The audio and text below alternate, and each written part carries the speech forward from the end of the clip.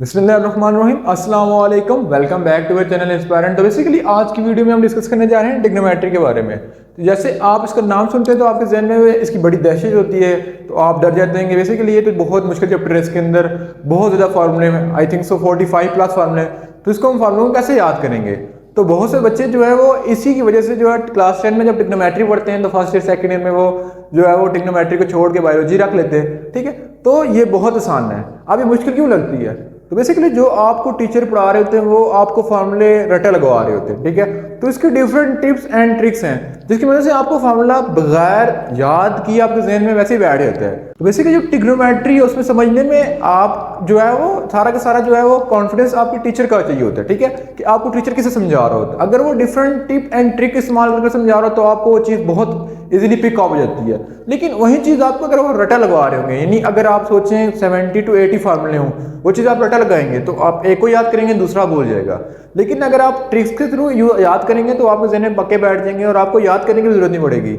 आप ट्रिक्स को जब आप यूज़ कर रहे होगे तो आप मतलब कि भूल भी जाए, अब आपके जहन में ट्रिक होगी कि हाँ ये ऐसे आएगा, तो आप उसको यूज़ करके कैलकुलेट कर सकते हो। ठीक है, तो आज की वीडियो में हम ट्रिग्नोमेट्री को स्टार्ट करेंगे। हम डिफरेंट टिप एंड ट्रिक जितने भी ट्रिक्स पॉसिबल होंगी उनकी मदद सॉल्व करेंगे। तो स्टार्ट करते हैं अपनी वीडियो को और आ जाते हैं ट्रिग्नोमेट्री की तरफ।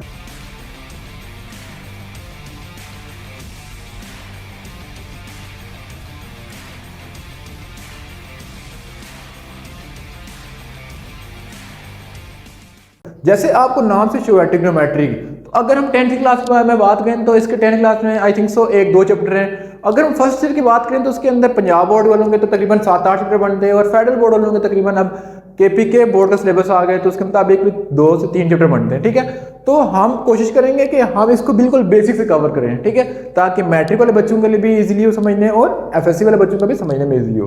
तो सबसे पहले ट्रिग्नोमेट्री की तरफ आ जाते हैं। ठीक है, अब ट्रिग्नोमेट्री की तरफ हम आते हैं तो अब सबसे पहले हम लिखे हुआ लर्निंग आउटकम, इसके हम बेसिकली याद ही करेंगे। तो सबसे पहले चीज़ है कि हम ट्रिग्नोमेट्री के जितने फार्मूले हैं उनको याद कैसे रख सकते हैं ट्रिक के थ्रू, उसको डिस्कस करेंगे।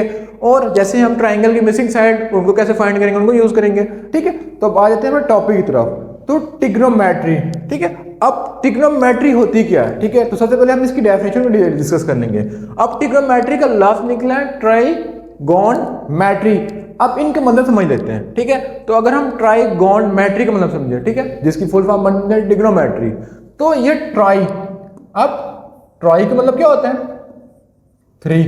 ठीक है, gon mean angle and metry mean measurement. ठीक है, तो बेसिकली हमने इसके नाम से जो है वो ट्राइगोनमेट्रिक मतलब निकाला, जिसका मतलब 3 एंगल की मेजरमेंट करना, यानी 3 angle measurement is called trigonometry. अब वो 3 एंगल होते कौन से हैं? तो बेसिकली हमारे पास 3 एंगल होते हैं, साइन, कॉस एंड टेन। ठीक है, इनकी मेजरमेंट को हम बोलते हैं ट्रिग्नोमेट्री। ठीक है, अब ट्रिग्नोमेट्री में जो हमारे पास जो सबसे ज्यादा एंगल यूज होता है, ठीक है, ट्राइंगल मतलब कि अब ट्राई है ना, तो हम जो इसमें हम यूज करते हैं रेक्टेंगल, जो हमने साइड से पढ़ी थी उसमें हम यूज करते हैं ट्राई एंगल यूज करते हैं। ट्राई एंगल क्यों यूज करते हैं? क्योंकि हमारे पास ट्रिग्नोमेट्री का लफ्ज निकला है ट्राई से। ट्राई में 3 साइडें, तो जिसमें हम ट्राइंगल यूज करते हैं वो राइट एंगल ट्राइंगल यूज करते हैं। ठीक है, तो आई होप की चीज आपको क्लियर होगी। ठीक है, उसके बाद अब ट्रिग्नोमेट्री को स्टार्ट करने से पहले हमारे जहन में क्वेश्चन आता है कि ट्रिग्नोमेट्री आया यूज कहाँ होती है डेली लाइफ में। ठीक है, जैसे हम मैथमेटिक्स में पढ़े होते हैं, तो जब हम पढ़ चुके होते हैं, बीएस कर चुके होते हैं, तो बच्चे जो है वो मतलब बच्चों को इतना भी पता नहीं होता, तो उनसे टीचर पूछ रहे होते हैं लड़के के आपने मैथमेटिक्स की है, ठीक है, इसका डेली लाइफ में क्या स्कोप है। ठीक है, वो कहते हैं खाली कि ये यूज होती है, मतलब कि सिर्फ थ्योरेटिकल यूज होती है, मतलब कैलकुलेशन में यूज होती है, डेली लाइफ में कोई यूज नहीं है। तो बेसिकली इसका डेली लाइफ का यूज की बात हूँ, मजे की बात। जैसे अब फिजिक्स की बात करें तो अगर फिजिक्स का मैंने इलेक्ट्रिकल इंजीनियरिंग की हुई है, तो मेरे से पूछेगा कि हाँ इलेक्ट्रिकल इंजीनियरिंग क्यों, क्या यूज है, कहाँ पे? तो पावर के अंदर यूज है, जो पावर जनरेट होती है।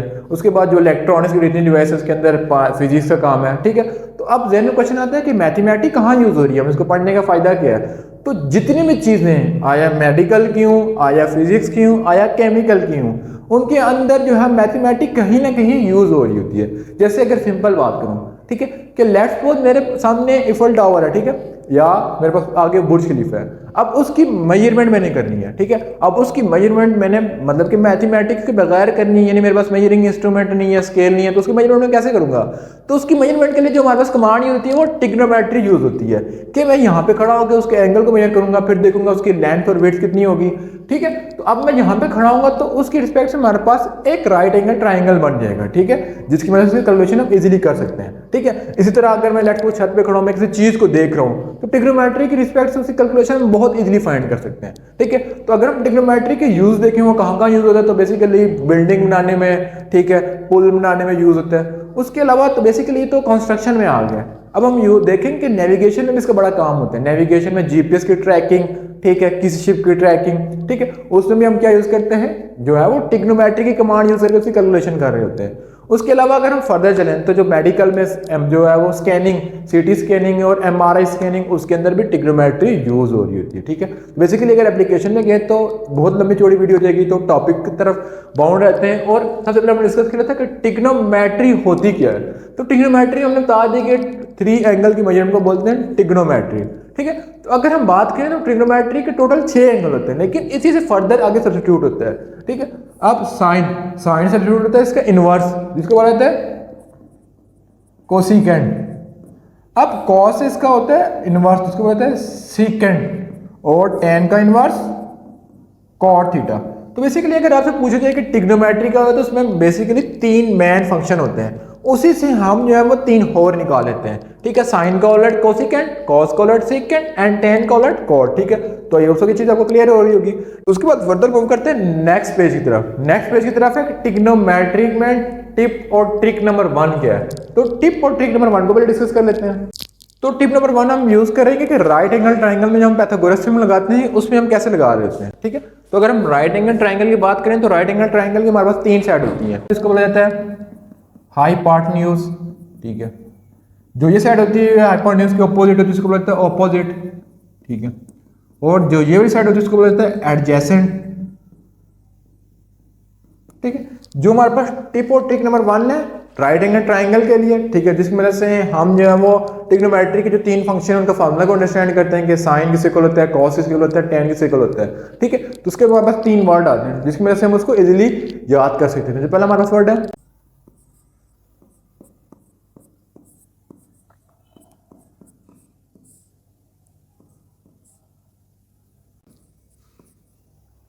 ठीक है। अब हमने बात की थी कि ट्रिग्नोमेट्री में हमारे पास बेसिकली कितने फंक्शन होते हैं, 3 मेन एंगल होते हैं, साइन, कॉस और टेन, ठीक है। अब उनके हम फॉर्मूले कैसे लिख सकते हैं, by using tip and trick.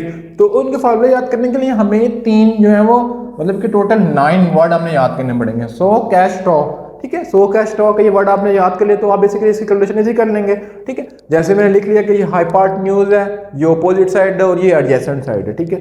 तो अगर मैं लिखूं, ठीक है, तो मेरे पास क्या आ जाता है, तो मेरे पास सबसे पहले आता है कि S स्टैंड फॉर साइन, ठीक है, theta, O stand for opposite side, ठीक है, and S stand for hypotenuse, ठीक है। तो हम जो इसका वर्ड है उसकी एब्रीविएशन बना रहे हैं, जैसे S से साइन, O से ऑपोजिट, I से हाइपोटेन्यूज, ठीक है। तो मेरे पास 3 एंगल थे, साइन, कॉस और टेन, ठीक है। तो इसकी एब्रीविएशन बना रहे हैं और यहाँ पे आपके सामने साइड भी लिखी है जिसमें से एब्रीविएशन हम इजीली बना लेंगे, ठीक है। तो जी बोर्ड पे लिखी हुई है उनकी रिस्पेक्ट से हम उसकी एब्रीविएशन बना रहे हैं। तो साइन का फार्मूला क्या हो गया, ऑपोजिट हाइपोटेन्यूज, ठीक है। उसके बाद हम नेक्स्ट फार्मूला में वहां पे लिखा होता है CAH, ठीक है, CAH, ठीक है। अब इसकी तरफ से क्या बन जाएगा, C stand for cos theta, A stand for adjacent side और S स्टैंड फॉर हाइपोटेन्यूज, ठीक है। उसके बाद हम लास्ट वाले की तरफ है टॉ। अब इसकी बात करें तो हमारे पास आ रहा है T stand for tan theta, O stand for opposite side. Mean के जो हमारे पास इस पेज के ऊपर डायग्राम बनी है उसकी रिस्पेक्ट से हम इसकी एब्रीविएशन लिख रहे हैं और स्टैंड फॉर एडजेसेंट, ठीक है। तो बेसिकली टिप नंबर 1 से हमने क्या निकाला है कि हमने साइन, कॉस, टेन की वैल्यू निकाली है, ठीक है। उसके बाद हम मूव करते हैं नेक्स्ट टिप की तरफ, ठीक है। तो basically tip and trick number 2 जो है वो आप मतलब कि जितने भी स्कूल एंड कॉलेजेस में ज़्यादातर वो ट्रिक यूज की जाती है। तो क्या पता बच्चों को ये इजीली समझ आ जाए, तो उसके लिए हम एक सेंटेंस लिखते हैं, ठीक है। वो सेंटेंस मैं यहाँ पे लिख लेता हूँ। उसके लिए सबसे पहले हम जो इस राइट एंगल ट्राइंगल को लेबल कर लेते हैं, ठीक है। तो ये बहुत ज़्यादा स्कूल एंड कॉलेज में यूज होती है, तो आपने बताना है कि आपके स्कूल और कॉलेज में कौन कौन सी यूज हो रही थी, ठीक है। तो अगर इसको बात की जाए तो इसको लिखा जाता है हाइपोटेन्यूज ही, ठीक है, तो इस साइड को हम लिखा जाता है प्रीपेंडिकुलर, ठीक है, and this one is called base, ठीक है। तो आप इसके लिए एक सेंटेंस आपको याद करना पड़ता है बस, अगर वो सेंटेंस आपको याद हो गया तो आप इसकी इजीली कैलकुलेशन कर सकते हैं। अब वो सेंटेंस क्या है कि some people have curly black hair through proper brushing, ठीक है। अब ये सेंटेंस हम याद करेंगे some people have curly blue hair through proper brushing. अब इसका मतलब क्या है कि कुछ लोगों के घुंघराले बाल हैं, क्यों? क्योंकि वो मतलब कि मेहंदी लगा रहे हैं, ठीक है, ब्रशिंग करते हैं उनकी, ठीक है। तो आप इसको यूज कर लेते हैं, ठीक है। अब इनको यूज करना है अकॉर्डिंग टू दिस एब्रीविएशन, ठीक है। तो हमारे पास इसको यूज करने के लिए जो पहला वर्ड है वो SR है, ये PR है, ये HR है, ठीक है। 3 कॉम्बिनेशन हो गए, ठीक है। यहाँ पे दूसरे अगर वर्ड की बात कीजिए तो हमारे पास आ रहा है CR है, ठीक है, BR है और फिर HR है, ठीक है। फिर 3 कॉम्बिनेशन हो गया, फिर लास्ट में 3 का कॉम्बिनेशन बना लेते हैं, TR है, PR है और BR है, ठीक है। तो अगर इसे फर्दर हम कंक्लूड करें, ठीक है, तो हमारे पास मैंने यहाँ पे लिखा था कि sine theta, cos theta and tan theta, ठीक है। तो आप ये जो मेरे सामने वर्ड लिखे हैं, ठीक है, SPH, CBH एंड TPB, अब इसको हम यूज करेंगे इनकी एब्रीविएशन विद रिस्पेक्ट टू जो हमारे पास बोर्ड में चीजें लिखी हैं उनके रिस्पेक्ट से। तो जो हमारे पास पहले 3 वर्ड आ रहे हैं, तो इसमें आ जाएगा sine theta is equal to P stand for perpendicular and S stand for hypotenuse, ठीक है। उसके बाद अगर हम नेक्स्ट वर्ड की तरफ मूव करें जिसमें लिखा होता है C स्टैंड फॉर, अब C में इस डायग्राम में कोई नहीं वर्ड एब्रीविएशन आ रहा है, तो यहाँ पे C के लिए कॉस आ रहा है, cos theta is equal to base divided पे हाइपोटेन्यूज, ठीक है।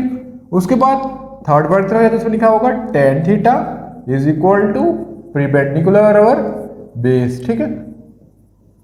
तो बेसिकली थी टिप एंड ट्रिक नंबर 2, जिसकी वजह से हम जो है वो बेसिकली राइट एंगल ट्राइंगल के लिए जो हमारे साइन, कॉस और टेन के फॉर्मूले को इजीली यूज कर सकते हैं, ठीक है। तो अब जो ज्यादातर कैलकुलेशन के लिए हम यूज करते हैं वो ये वाला हम यूज करते हैं, जो बेसिकली जो मैंने पहला वर्ड लिखा होता है, ठीक है, सॉश, कैश एंड टॉक। तो बेसिकली वो यूज किए जाते हैं कि अगर आप कोई सेंटेंस भूल जाए, लेकिन अगर आपको सेंटेंस याद है तो आप इसको इजीली यूज कर सकते हैं, ठीक है। तो जो हमने अपनी क्लासेस में पढ़ी थी, हमने ये वाला सेंटेंस पढ़ा था कि some people have curly black hair through proper brushing, ठीक है, जिसकी वजह से फार्मूला हमें इजीली याद हो जाता है, ठीक है। तो बेसिकली ये थी टिप एंड ट्रिक नंबर 2।